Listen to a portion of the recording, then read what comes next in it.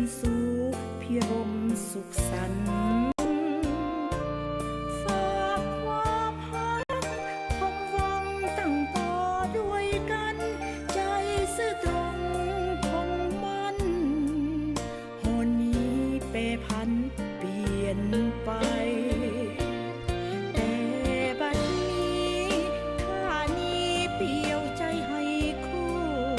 ดอนเอ่ยเสื่อนเสยบอกหูเจ้าสิ่งสู้เสื่องซ่อนอยู่ใสคงเหลือเพียงหอยสาคักไว้ให้สุดแสนเสียดายวิมานสายสุดเสเพพัง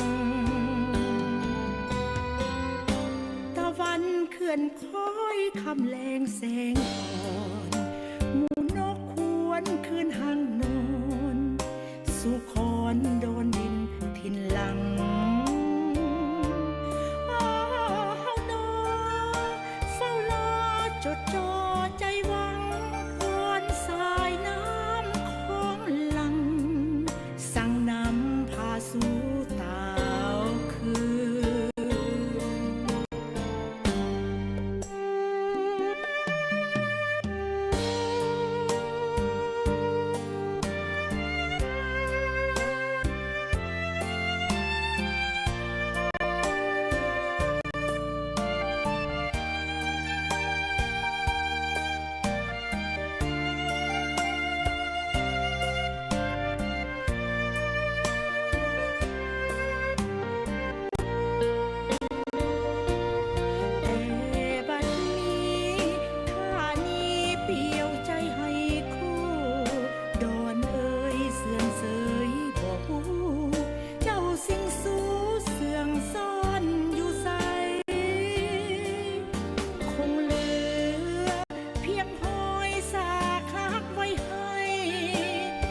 แสนเสียดายวิมานสายสุดเสเพพัง